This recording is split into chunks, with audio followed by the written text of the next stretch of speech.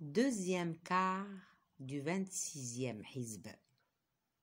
Le paradis promis à ceux qui craignent Dieu est à l'image d'un jardin sous lequel coulent des ruisseaux, aux fruits intarissables et aux ombrages perpétuels.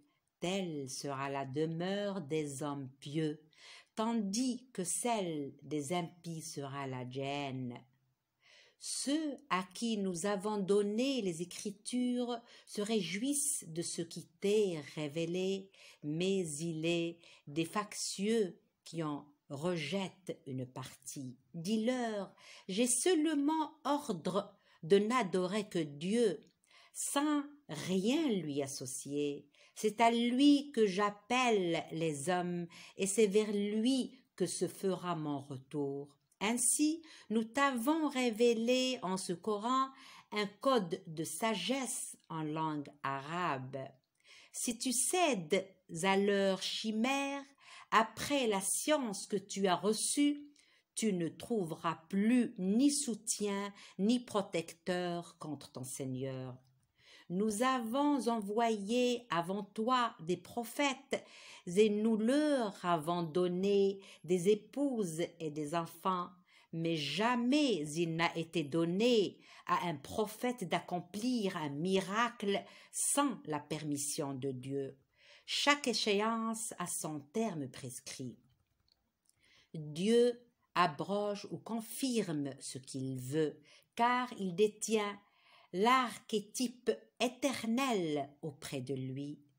Que nous te fassions voir une partie de ce dont nous les menaçons ou que nous te rappelions à nous avant ce terme, ton seul devoir est de communiquer le message.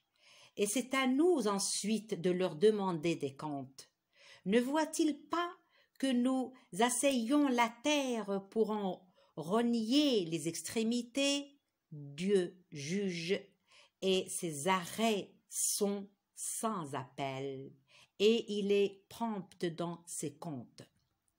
Ceux qui les ont dévancés avaient eux aussi eu recours à des perfidies, mais Dieu se joue de toutes les perfidies, car il sait ce que chaque âme acquiert, et les impies auront bientôt à qui reviendra l'ultime demeure. Les impies disent, tu n'es pas un prophète.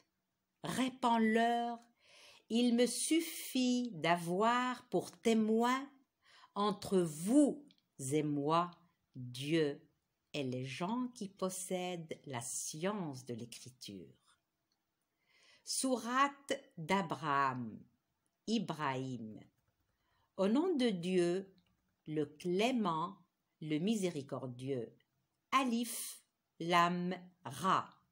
Nous te révélons ce livre pour que tu fasses sortir, avec la permission de leur Seigneur, les hommes des ténèbres vers la lumière et les conduisent dans la voie du Tout-Puissant, du digne de louange, la voie de Dieu à qui appartient ce qui est dans les cieux et sur la terre.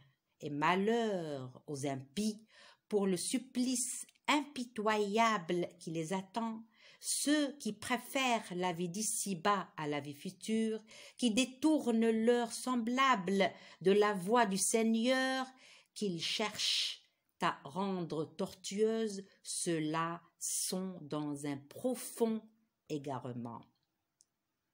Nous n'avons envoyé aucun prophète qui n'ait utilisé la langue de son peuple pour les éclairer.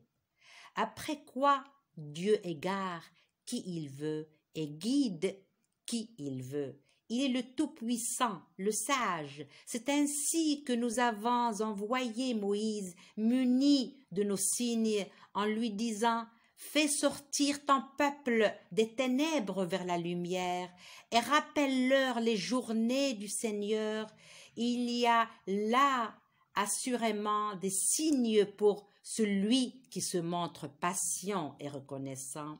Et Moïse de dire à son peuple, rappelez-vous les bienfaits de Dieu envers vous lorsqu'il vous a délivré des gens de Pharaon qui vous infligeaient les pires tourments en égorgeant vos fils et en épargnant vos filles. Ce fut là une terrible épreuve pour vous de la part de votre Seigneur. Votre Seigneur ne vous a-t-il pas prévenu en disant « J'augmenterai ma grâce si vous êtes reconnaissants, mais mon châtiment sera impitoyable si vous êtes infidèles. » Et Moïse d'ajouter « Seriez-vous infidèles ? Vous et tous ceux qui vivent sur la terre, sachez que Dieu se suffit à lui-même et qu'il est digne de louange. N'avez-vous pas été mis au courant de l'histoire des peuples qui vous ont précédé, du peuple de Noé, de Had, de Tamud et de ceux qui vécurent après eux, et que seul Dieu connaît? Chaque fois que leurs prophètes se présentaient à eux avec des preuves évidentes, ils portaient leurs mains à leur bouche et s'écriaient « Nous dénions absolument le message que vous êtes chargés de nous transmettre, car nous sommes dans un doute profond au sujet de vos exhortations. »